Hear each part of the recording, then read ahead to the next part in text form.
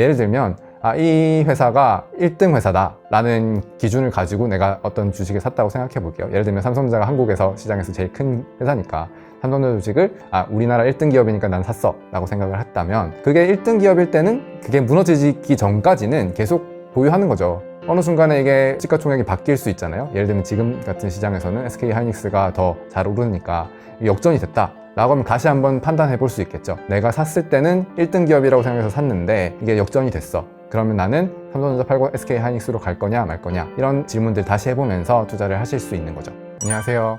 피지컬 AI 기술 혁명, 그리고 AI 시대 챗GPT는 쓰지만 엔비디아는 놓쳤습니다. 이 두 권의 저자인 백승호라고 합니다. 지금 17년차 직장인 투자자로서도 활동하고 있고, 또 이제 유튜브 통해서 여러분들께 어떻게 하면 투자를 하면 좋을지, 그리고 기술을 통해서 산업과 투자를 어떻게 공부해가면 좋을지 공유하고 있기도 합니다. 요즘은 투자 실력보다 투자 성향이 더 중요하다는 얘기도 많은데요. 전문가로서 보시기에 애초에 주식을 시작하면 안 되는 사람의 특징이 있을까요? 사실 주식을 하면 안 되는 사람은 없다고 생각을 해요. 지금 자본주의 시대에 사는 사람, 모든 사람들은 다 주주가 되는 게 좋겠다라고 생각을 하는데, 사실 내 집 마련하면 안 되는 성향의 사람이 있습니까? 라고 질문하면 그런 사람은 없지 않나요? 라고 얘기를 하잖아요. 가능하면 이제 내 몸 편하게 누울 수 있는 그런 곳들은 있는 게 좋다고들 얘기를 하니까, 그런 것처럼 이제 주식도 같은 관점에서 바라보면 어떨까라는 생각이 들어요. 그래서 나를 위해서 일해줄 수 있는 회사 하나 정도는 갖고 있는 게 어떨까라는 생각이 듭니다. 그래서 길 가다가 야, 저거 내가 소유하고 있는 내 회사잖아 하고 말할 수 있으면 정말 좋을 것 같거든요. 그래서 아무리 작은 조각이라도 그런 주식 하나 정도는 가지고 있으면 좋을 것 같아요. 그럼 실제로 이런 성향을 가진 분들이 투자에서 크게 실패하는 경우도 있나요? 사실 뭐 투자할 때 안 좋은 성격이다, 성향이다 이렇게 얘기를 하는 사람들 중에서 좀 불같은 사람, 막 불나방처럼 달려드는 성향, 이런 사람들은 주식 투자에 안 맞는 거 아닌가요? 라는 얘기를 하시는 분들도 있는데, 사실 저는 그 성향 자체가 이 실패를 만드는 건 아니라고 생각해요. 사실 뭐 급한 성격이라고 다 실패하고, 뭐 신중한 성격이라고 다 성공한다, 뭐 이런 것도 아니거든요. 그래서 그 크게 이러신 분들 이야기를 듣다 보면 성향이 문제였다기보다는 투자 습관이 제대로 안 들어서 그런 경우들이 좀 많았던 것 같거든요. 그래서 준비를 안 한 채로 좀 마음만 급해진다거나, 남의 말만 듣고 투자를 했다거나, 좀 오르니까 나 좀 잘하는 거 아닌가? 이런 좀 자만을 했다거나, 뭐 그런 경우에 잃게 되는 경우들이 종종 있는 것 같아요. 하나하나 뜯어보면 어떤 행동을 해서 그런 거지 성향 자체가 어땠다 라고 해서 이제 벌어지는 일들은 아닌 것 같더라고요. 그래서 지금 이렇게 말씀드리는 이유가, 이제 성향은 바뀌기 어렵잖아요. 사람이 타고난 성격이란 것들도 있고 하다 보니까 정말 큰 어떤 충격을 받지 않는 한 그 성향 자체는 바뀌기가 좀 어려운 것 같아요. 그런데 이 성격을 고치지 않고 어떤 습관, 내가 하고 있는 행동, 이런 것들을 조금 바꾸는 거는 누구나 조금씩 해볼 수 있잖아요. 그래서 나는 투자랑 좀 안 맞는 것 같은데, 난 투자할 성향이 아닌 것 같아, 이렇게 생각하지 마시고 겁먹지 말고 조금이라도 시작을 해보시면 좋을 것 같아요. 그럼 주식 초보자들이 가장 많이 하는 치명적인 실수나 공통점은 어떤 게 있을까요? 저도 투자 시작했을 때 한참 동안 겪었던 일이거든요. 너무 빨리 돈을 벌려고 하는 것들, 그게 좀 가장 많이 하는 실수가 아닌가? 라는 생각이 들어요. 이게 어떻게 나타나냐면, 좋은 회사라고 생각해서 좀 어렵게 이제 공부해서 골라놓고 한 달 동안 계속 주가를 지켜봅니다. 한 달 동안 안 오르면 못 견뎌요. 반면에 또 이제 좀 오르기 시작하면 그 수익을 확정하고 싶어서 안절부절 못하고 또 빨리 팔아버립니다. 이게 좀 비유해서 얘기를 해보자면, 씨앗을 심어놓고 싹이 트기도 전에 파보는 그런 거랑 똑같은 거죠. 저도 초반에 주식 투자를 처음 시작했을 때 정말 많이 그랬었는데, 이제 사놓고 매일매일 들여다보면서 왜 안 오르는지 조급해하고, 또 조금만 주춤하면 팔고 다른 거 더 좋은 거 없나? 갈아타고, 그렇게 몇 년 동안 투자를 했었는데, 그렇게 하다 보니까 씨앗을 부지런히 심는 거는 계속 하는 거예요. 이런 종목도 발굴해보고 저런 종목도 발굴해보고, 그런 노력들은 하는데, 정작 한 개 회사, 그 회사를 꾸준히 잘 알아가고 이제 계속 비중을 키워가고, 이런 노력들은 잘 안 하게 되더라고요. 그래서 이 회사가 뭘로 돈을 버는지, 그리고 앞으로 어디로 갈 회사인지, 이런 것들을 좀 잘 보는 게 중요할 것 같아요. 그래서 오로지 올랐나 떨어졌나 이런 것들만 보는 것보다는 이렇게 한 개 회사에 대해서 좀 깊이 있게 알아가는 그런 것들이 투자를 조금 더 장기적인 관점에서 바라보는 데 더 도움이 되는 일인 것 같아요. 투자를 조금 오래 이렇게 하다 보니까 좀 신기했던 게, 정말 열심히 이것저것 막 파고 갈아타고 해서 그 번 계좌보다 하나 사놓고 좀 오래 꾸준히 그 묻어둔 계좌가 더 수익률이 좋더라고요. 이게 빨리 벌려고 갈아타는 거, 그런 노력들 자체도 뭐 해보면 좋겠지만, 더 장기적으로 더 좋은 투자 방법은 좀 더 우량한 기업을 사서 이제 오래도록 묻어두는 그런 투자들이 조금 더 일반인들에겐 적합한 것 같습니다. 이제 주식 이벤트 한다고 해서 뭐 0.1주 뭐 이렇게 주잖아요. 그런 게 그 수익률이 더 좋을 때가 간혹 있어요. 이제 그렇게 생각을 해보면 그렇게 이벤트 하는 주식들은 보통 우량주들을 이렇게 주는 경우들이 많거든요.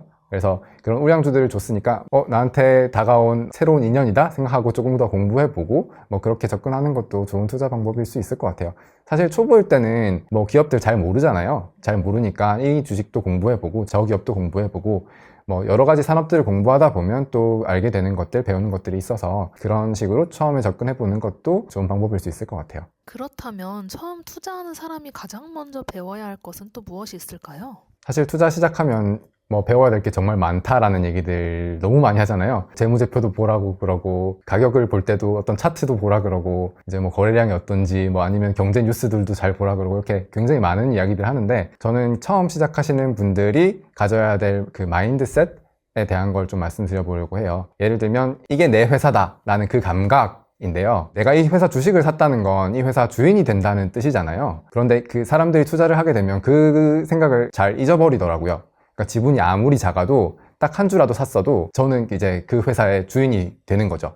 이 감각이 왜 중요하냐면 그 회사 주인들은 주가 좀 오르거나 떨어졌다 뭐 이렇다고 해서 회사를 팔거나 하진 않잖아요. 예를 들어 생각해보면 이재용 회장님이 삼성전자 주가 5% 빠졌다고 나 이 회사 팔아야겠어 이러시지 않을 거잖아요. 반대로 한 10% 20% 올랐다고 이거 많이 올랐으니까 팔아야겠어 이러지는 않으실 거잖아요. 그런 것처럼 우리가 같은 방식으로 좀 접근을 해봤으면 좋겠어요. 이제 주식을 한 주를 보유했다 라고 하면 우리 회사가 올해 뭘 만들지, 앞으로 어떤 서비스를 제공할지, 내년에 그리고 10년 후에는 어디로 갈지 이런 것들을 계속 보면서 이재용 회장님 같은 마음으로 그렇게 투자를 시작하시면 좋을 것 같아요. 근데 대부분 초보 투자자들이 이제 좀 반대로 하시죠. 사실은 주인이 아니라 잠깐 이제 돈 빌려준 사람처럼 그렇게 행동을 하시는 경우가 많은 것 같아요. 조금이라도 오르면 얼른 팔아서 차익 챙기려고 하고 또 조금 떨어지면 불안해하고 팔아야 되나? 그런 생각들을 더 하게 되는 것 같아요. 그래서 내 회사를 분명히 산 건데 내 회사가 아니라 남의 회사에 뭔가 잠깐 돈 빌려준 것처럼 이렇게 행동을 하시니까 그럴 때는 저는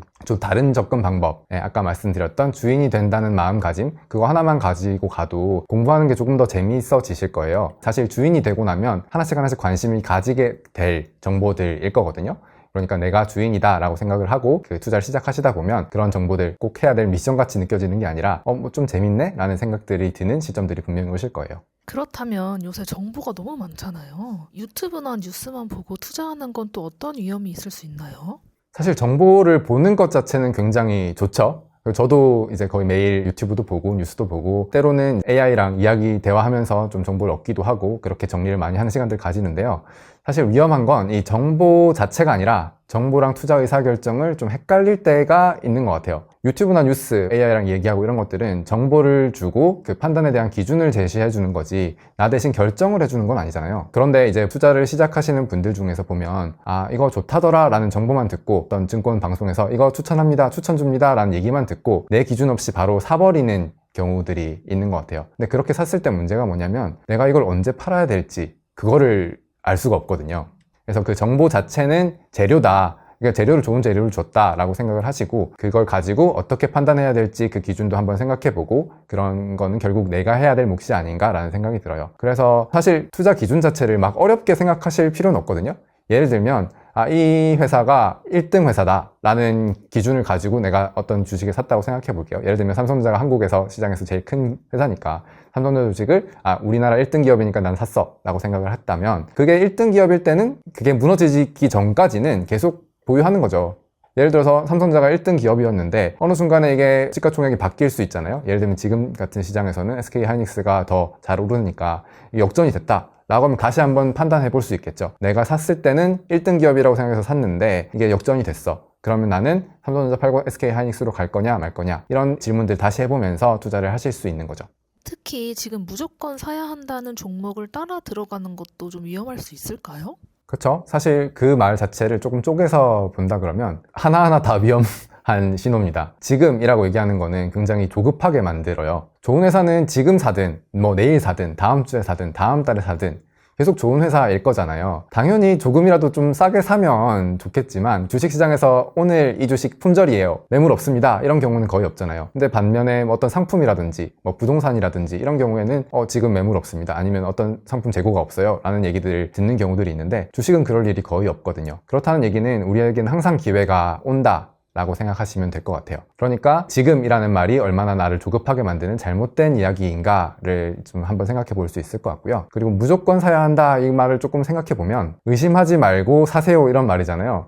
근데 이 말은 보통 내가 나 스스로에게 하는 얘기라기보다는 다른 사람이 뭔가 추천할 때 야, 너 이거 무조건 사야 돼, 이렇게 할 때 얘기하는 말이잖아요. 그러니까 나 스스로 하는 게 아니라 다른 사람이 권유할 때 쓰는 표현이라는 거죠. 투자할 때 무조건이라는 건 사실 없어요. 기회가 여기만 있는 것도 아니고 사실 기회는 널려 있는데 이거 안 사면 큰일 나, 이건 무조건 사야 돼, 이런 말을 하는 게 좀 위험한 경향이 있죠. 사실 이런 말이 들어간 콘텐츠 자체는 솔직히 한 발 물러서서 보시는 게 좋은데요. 저도 이제 투자 콘텐츠 만들고 하다 보면 그런 키워드들을 써야 좀 조회수도 잘 나오고 뭐 그런 경향이 있어서 좀 사용하고 싶은 마음이 들 때가 있는데, 앞으로는 좀 조심해야 되지 않을까, 저도 그런 생각이 듭니다. 그럼 많은 투자자들이 수익보다 손실을 더 크게 보는 이유는 어떤 게 있을까요? 생각해보면 왠지 더 벌 기회가 있었는데 놓쳤다라는 생각 때문에 손실을 더 크게 보게 되는 것 같아요. 사실 수익을 못 본 사람은 없을 거라고 생각하거든요. 주식 투자를 하다 보면 반드시 수익을 보는 경험을 하게 돼 있어요. 한 달 전쯤에 지인이랑 얘기를 하는데 하이닉스로 2배를 벌었다라고 얘기하시더라고요. 그래서 이제 이거 팔아야 되냐 말아야 되냐 이렇게 질문을 하셨는데, 사실 뭐 돈이 필요하면 파시고 아니면 계속 들고 계시라 라고 말씀을 드렸어요. 이제 그럼 투자를 계속 잘 하고 계실 거라고 이제 생각이 되잖아요. 근데 지난주에 시장이 크게 흔들리니까 갑자기 저한테 와서 좀 큰일 났다 이렇게 얘기하시는 거예요. 그래서 저는 이상하다고 생각했죠. 분명히 수익권이 싫텐데 왜 큰일 났다고 하시지? 이렇게 해서 좀 얘기를 하다 보니까 알고 보니까 레버리지 상품을 사셨더라고요. 계속 오를 것 같은 느낌이 들었던 거죠. 그러니까 저도 이제 웬만하면 들고 계세요 라고 얘기하니까 다른 사람들도 다 좋게 보나 보다, 그럼 더 오르겠네? 라는 생각이 드니까 조금 더 투자했으면 큰 돈을 벌었을 것 같다라는 그 후회감 같은 게 같이 밀려오는 거예요. 근데 이 두 개가 겹치면 무리하게 되는 패턴이 생기게 되고, 그게 결국 손실을 불러오는 것 같더라고요. 그러니까 벌고 있어도 마음이 편하지가 않으니까 결국 사고를 치게 되는 거죠. 그래서 요즘 시장을 보면 아예 그 관심이 없었던 사람들, 그런 사람들보다는 관심이 있었는데 행동은 그만큼 못했던 사람들이 조금 더 힘들어하는 그런 시장인 것 같아요. 얼마 전에 SNL 보니까 그 주식 투자자의 마음을 정말 잘 묘사한 코너가 있더라고요. 그 SK 하이닉스 주주인데 20만 원에 샀대요. 지금 200만 원이니까 다들 주변에서 와 10배 됐다고요? 하면서 다들 부러워하는데, 이제 그분이 굉장히 침울한 표정으로 한 주밖에 없다 라고 고백하는 모습, 추가 뒤에 붙는 말이 있었는데 그게 저는 좀 더 무섭게 들리더라고요. 내가 이걸 1000만 원만 투자했어도 지금 1억인데 이걸 생각하면 잠이 안 와요, 뭐 이렇게 얘기를 하더라고요. 잠이 안 올 정도로 이게 억울하다는 거죠. 그러면 이 사람은 다음에 어떻게 할까요? 아무래도 이 무리한 투자에 손을 댈 가능성이 조금은 높아질 것 같지 않나요?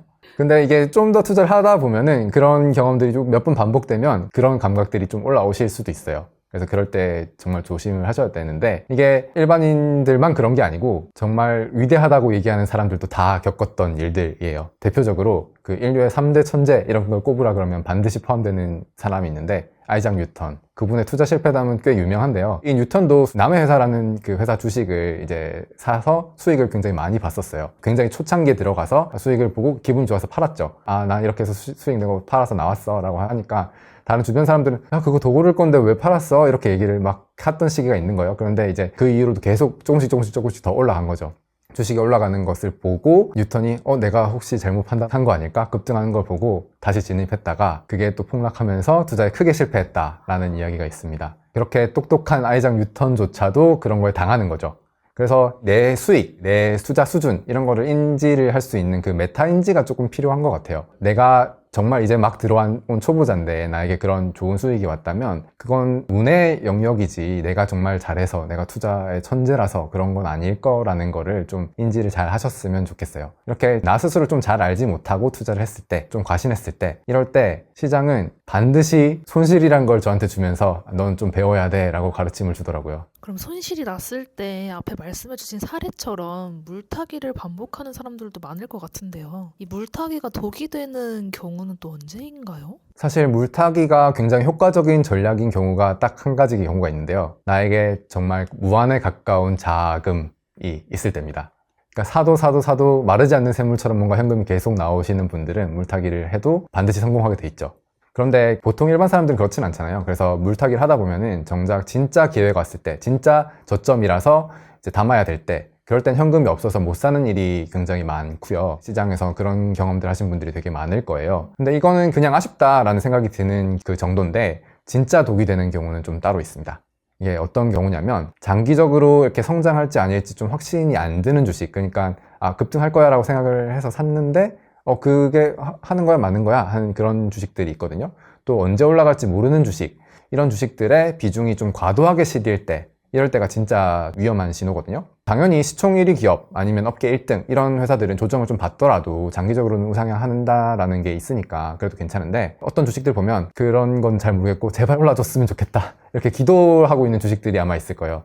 그런 주식들이 나도 모르게 계속 이렇게 쌓이고 있다면 그건 정말 피하셔야 되는데요. 아무리 좋은 주식이라도 이렇게 비중이 많아지면 정작 수익권에 왔을 때도 제대로 수익을 못 보는 경우들이 많아요. 왜냐면 이 독이 된다라고 이야기하는 물타기들은 이제 뭐랑 같이 오냐면 본전 오면 팔아야지 이 생각이 같이 손잡고 따라와요. 그래서 물타기를 하시는 분들을 보면 고생을 너무 하잖아요. 고생을 너무 하니까 이거 본전 오면 이거 팔고 이제 나는 우량주 해야지 이렇게 생각을 한다고요. 그런데 이 본전 오면 팔아야겠다라고 생각하는 주식이 과연 물타기를 하기에도 적절한 주식인가? 이런 생각을 해볼 필요가 있어요.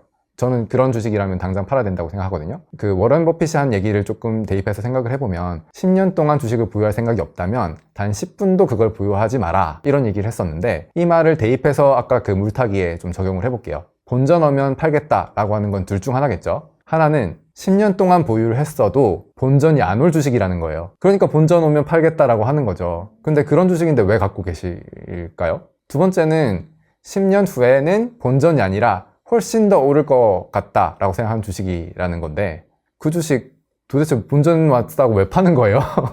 그렇게 생각해보면 본전 오면 팔 생각으로 물타기를 하고 있는 게 얼마나 말도 안 되는 일인지를 알 수 있는 거예요. 그러니까 그런 경우라고 하면 지금 당장 물타기를 멈추시고 다시 계좌를 점검해 보시는 시간을 가지시는 게 필요하다라고 말씀드릴 수 있을 것 같아요. 그럼 주식으로 망하는 사람들은 투자 습관에서도 좀 공통점을 보일까요? 살아가면서 이제 그런 말씀들 하시는 어른들이 많은데, 행복의 모습은 비슷해도 불행의 얼굴은 제각각이다 이런 말들을 이제 누가 얘기했는지 모르겠어요. 근데 계속 이제 회자되는 말 중 하나잖아요. 주식으로 망하는 이유도 진짜 다양한 것 같아요. 굳이 꼽자고 하면 마음이 좀 다들 급하게 한다 이런 정도인 것 같은데, 이렇게 망하는 이유보다도 주식으로 오랜 기간 수익을 내시는 분들에게는 공통점이 있는 것 같아요. 그 얘기를 하다 보면 대부분 우량주에 장기 투자하시는 분들이 많고요. 자산 배분이라는 것도 당연히 하고 계시고요. 적립식으로 오랜 기간 하겠다는 마음으로 하고 계세요. 물론 다른 사이드 투자도 하고 계시지만 본진, 메인은 그렇게 하신다는 거죠. 건강해지려고 하면 당연히 식단도 하고 운동도 하고 이렇게 하라는 약간 교과서적인 얘기들 하잖아요. 투자도 그런 교과서적인 얘기들이 있거든요. 그런데 그 주식 투자 하시다가 실패하시는 분들 보면 이렇게 당연한 정석은 조금 무시하시고 조금이라도 더 빠른 방법 이런 것들 찾다가 실패하시는 경우들이 많은 것 같아요. 그래서 오래 살아남는 투자자들, 이렇게 오래 하시는 분들을 보면 뭐 계속 수익을 보시는 건 아니더라고요. 하락장에서 반드시 약간의 손실을 보는 경우들도 다들 있으신데, 그럴 때도 좀 버티고 꾸준히 사고 시장에 대한 신뢰를 가지고 그렇게 하면서 시간이 지나서 수익을 거둬본 경험들, 그걸 해보신 분들이 많은 것 같아요. 그런 경험들을 해보다 보니까 결국 주식시장이라는 곳은 자본주의 사회에서는 우상향할 수밖에 없는 그런 구조를 가지고 있구나 라는 그 신뢰가 조금씩 더 깊어지신 것 같거든요. 근데 초보자가 들어오는 시장을 생각해보면 시장이 보통 좋을 때 많이 들어오시죠. 그래서 보통 처음 시작할 때 누구나 다 벌어요. 그리고 공격적으로 조금 스마트하신 분들은 정말 멋진 수익 내시는 분들도 많더라고요.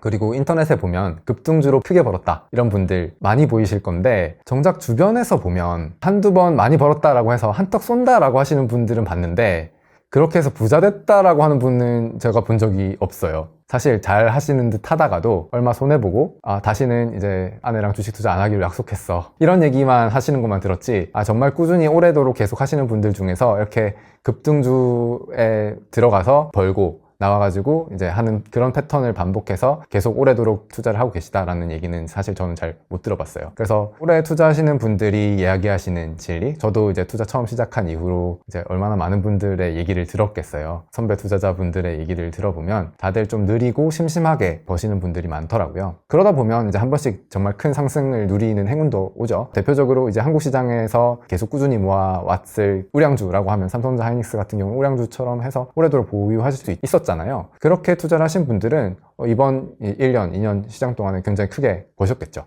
그런 거는 기다리면서 이런 거에 대한 믿음을 가지면서 오는 보너스이지, 그걸 막 그분들이 이거 급등 뭐 2배, 3배, 10배 될 거야 라는 거를 미리 알고서 그렇게 투자를 하셨던 건 아닐 거거든요. 그런 건 약간의 보너스, 그리고 공부를 하다 보니까 이게 그렇게 갈만하네 라고 생각해서 계속 보유하시는 전략을 사용하시는 그런 경우들이 많은 것 같아요. 개인 투자자들도 충분히 따라할 수 있는 습관 같은 게 있을까요? 저는 딱 2가지 정도 추천을 드리는데, 하나는 주식 모으기라는 거고 하나는 자산 배분, 이렇게 2가지는 초보자들도 충분히 따라할 수 있다라고 생각해서 추천을 드려요. 사실 제 채널에서도 이런 거를 좀 자주 다루기도 하는데, 먼저 주식 모으기부터 좀 말씀드려 볼게요. 이게 뭐냐고 하면 언제 살까를 고민을 안 하고 그냥 정해진 날 정해진 금액으로 꾸준히 사 모으는 거예요. 요즘에는 뭐 카카오나 토스 뿐만 아니라 뭐 대부분 증권사에서 다 이런 기능들 제공하고 있거든요. 예전에는 뭐 내가 직접 이렇게 샀어야 되는데 지금은 자동으로 해주니까 사람들이 이제 좀 더 편하게 기계적으로 이렇게 할 수가 있게 되는 시대가 된 것 같아요. 근데 대부분 사람들이 보면 쌀 때 사서 비쌀 때 팔자 이런 생각들 많이 하거든요. 그리고 그게 가능할 거라고 생각하시는 분들이 많은 것 같아요. 그런데 제가 10주년 투자해보면서 타이밍 그렇게 맞추시는 분들을 본 적이 없어요. 진짜 주식 전문가라고 하시는 분들도 그 타이밍 못 맞춘다라고 하잖아요. 그런데 왜 나는 될 거다라고 생각하시는지 잘 모르겠어요. 사실 뭐 누구나 다 시도는 하죠. 저도 시도를 하고 투자를 하는 어떤 재미 중 하나이기도 하니까. 근데 그걸 하기가 좀 어렵거든요. 저도 진짜 그 타이밍 맞추는 건 잘 못하는데, 그렇게 주식 모으기를 하면 타이밍을 맞출 필요가 좀 없어져요. 그러니까 쌀 때는 많이 담아질 수 있게 되고 좀 비쌀 때는 적게 담게 되니까 자동으로 이 평균 단가가 알아서 맞춰지게 되거든요.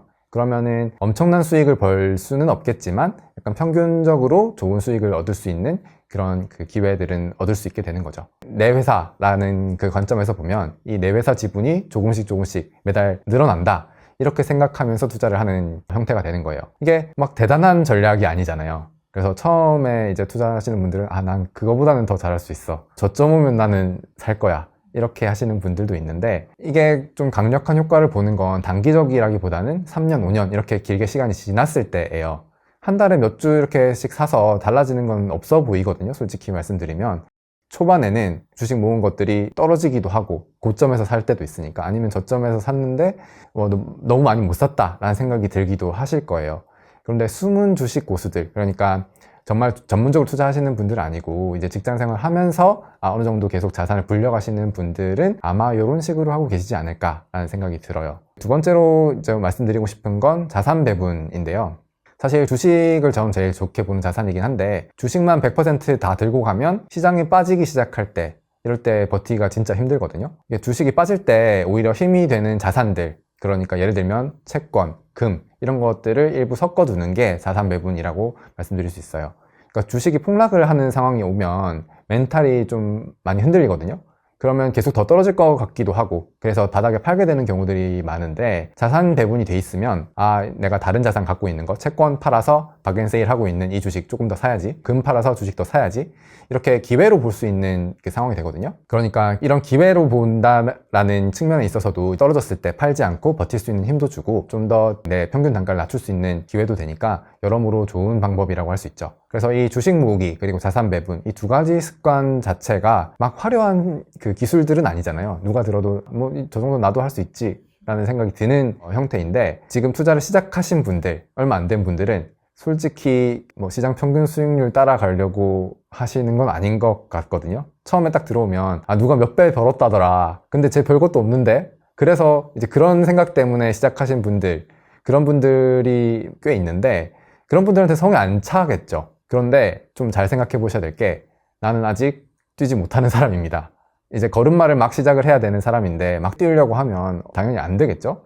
그러니까 가장 기본인 이제 걷기부터 시작을 하시는 게 좋을 것 같아요. 축구로 예를 들면 손흥민 선수처럼 위대한 선수도 처음에 7년 정도 기본기 연습만 했다 그러잖아요. 그런 것처럼 이제 기본기 연습 7년 하고 그 다음에 경기도 뛰고 이제 다른 여러 기술들을 이제 익히고 이렇게 하면서 축구의 어떤 경지에 올라가게 되는 건데, 처음부터 화려한 기술들을 연습하려고 했으면 잘 됐을까요? 아마 포기했겠죠? 지금의 손흥민 선수가 없었을 거예요. 그런 것처럼 우리도 투자를 할 때 그런 기본기들을 잘 다져나가지 않으면 주식 투자를 포기하게 되는 순간들에 맞닥뜨릴 수도 있어요. 그러니까 처음부터 지금처럼 당장 뭐 엄청나게 잘하겠다라는 마음을 먹으시기보다는 내가 적금으로 얻을 수 있는 수익, 뭐 예금으로 얻을 수 있는 수익보다는 더 이제 많이 벌 수 있는 투자 방법이 뭔가, 이런 것들을 찾아서 조금씩 고민해 보시고 하시다 보면 이제 하나씩 투자 습관들도 만들어지고 그렇게 조금 더 나은 투자자가 될 수 있는 길을 걸어가실 수 있을 것 같아요.